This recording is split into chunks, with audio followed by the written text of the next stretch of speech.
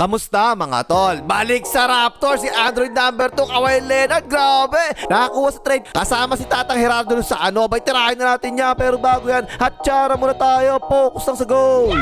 Okay game, eto muna ang detalye na nangyaring trade ha. Ang nakakuha ng Clippers si James Ingram tsaka si Tarob. Dalawang first round picks 2031 tsaka 2033, dalawang second round picks 2030 tsaka 2033 at isang pick swap 2027. Tapos ang nakakuha naman ng Raptors si Android number 2 Kawhi Leonard at si Tatang Gerardo Lozano. Mark my words. Teka lang ha. Tignan muna natin yung mga kontrata ha. Nasa last year na ng kontrata niya si Android number 2, 50 million ngayong taon. Tapos unrestricted na free agent na siya next season. Pero nagsabi naman siya, diba, kapag daw sa Miami Heat o kaya sa Raptors siya matrade, pipirma siya ng contract extension. Tapos si Gerardo Lozano naman, unlimited na contract niyan, wag lang mababan dahil sa spam. Tapos si James Ingram naman, nasa second year na siya ng 3 years contract niya, 40 million ngayong taon. Pero player option naman next year ha. So parang kay Android number 2 lang din yung kontrata niya no? Tapos si Tarob naman, nasa rookie contract pa to ha. Pero last year na rin niya, ngayong season, 7 million naman. Pero restricted free agent naman siya next season. So kung contracts pag-uusapan natin mga tol, fair talaga no? Pare-parehos lang sila nasa expiring contracts na yung mga players na kasama sa trade. Kaya fair talaga yan.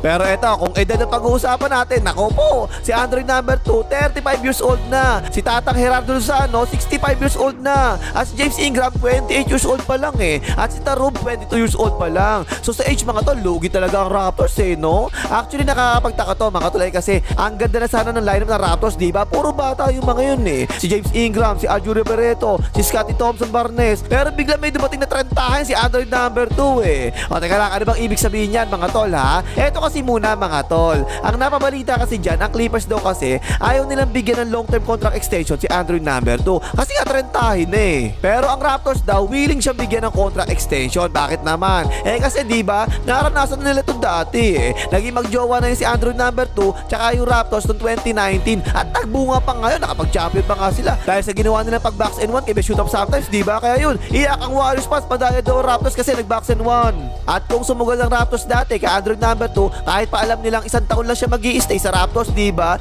Syempre ngayon, mas willing na naman silang kunin pa ulit si Android number 2 kasi diba, siya na mismo yung nagsabi This time, willing na siya makipagbalikan at pipirma na siya ngayon ng contract extension sa Raptors. So nangyari tuloy, kahit pa napaka-limited ng option ng Clippers kung saan pwede nilang i-trade si Android number 2 kasi nga diba, sinasabi niya doon lang siya pipirma ng contract extension ayun, nagatasa pa rin tuloy nila ng gusto ang Raptors. Actually mga tol, parang sobra-sobra talaga binigay ng Raptors no? Kasi para sa akin tingin ko, kahit siguro isang first round pick lang tsaka isang second round pick lang yung kasama dyan, papayag na yung Clippers na yan kasi nga wala naman silang ibang options no? Kapag sa iba nila tinrade dyan, malamang baratin talaga sila ng todo kasi nga 1 year lang naman si Android number 2 sa kanila, hindi naman pipirma ng extension Ay, like mo, hype ka, ano na ha? Lilipat na ka ng team si Tatang Gerardo Lozano, hindi ka pa rin mag-like ka na! At yung malamang na maging starting 5 na Raptors ngayon, mga tol, solid Sa point guard, si Mr. Quickly. Sa shooting guard, si Arjulia Barreto. Small forward, si Andrew number 2, Kawhi Leonard. Power forward, si Scottie Thompson Barnes. At center, si Jacob Putol. Tapos yung 6 pa naman nila, si Gerardo Lozano. Mark my words! Tapos ang magiging starting 5 naman ng Clippers ngayon, sa point guard, si Darius Garland, 26 years old. Sa shooting guard, si Benedict Mathurin, 24 years old. Sa small forward, si James Ingram, 28 years old. Sa power forward, si Phil Collins, 28 years old. At sa center, si Sanya Lopez, 38 years old. Tapos sa 6 man naman nila, si Tarob, 22 years old. Medyo nagmamatch na talaga yung mga edad nila mga tol. Except na lang sa center nila na si Sanya Lopez kasi 38 years old na Pero pinika pa rin nila yung team option kay Sanya Lopez, $9.2 million. Pero malamang dahil sa pagkakatrade ngayon kay Android number 2, malamang i-trade lang din nila to sa Sanya Lopez para sa isang mas batang sentro. Pero sa Raptors mga tol, laban na talaga yan no? Yung first time nila, panlaban talaga yan mga tol kasi kumpleto na yan Mula point guard hanggang sentro, quality na talaga no? At saka nag-underperform kasi talaga si James Ingram nung playoffs Laban sa Cavaliers, ako po si James Ingram nung game 4, 7 points lang, 3 out of 15 sa field goals. Nung game 5, 12 points lang, 5 out of 9 sa field goals. At nung game 7, ako po, 1 point lang, 0 out of 2 lang sa field goals. Na-injured pa ata kaya yun, talo pa nga sila sa Cavaliers sa first round ng playoffs. While si Android number 2 naman, hindi sila nakapasok sa playoffs last season pero solid yung naging average niya nung regular season. 27.9 points, career high pa nga yan 6.4 rebounds, 3.6 assists, 50.5% sa field goals at 38.7% sa 3 points. Tapos 89.2% sa free throw, napaka-solid 1.9 steals pa yon at plus 5.2 siya sa plus minus kahit na 42-40 lang standing ng Clippers last season. At aba, naglaro pa nga siya 65 games last season Mukhang maganda yung pagkaka-PMS dito dalawa. At nakapag-change oil siguro to na magandang klase ng langis.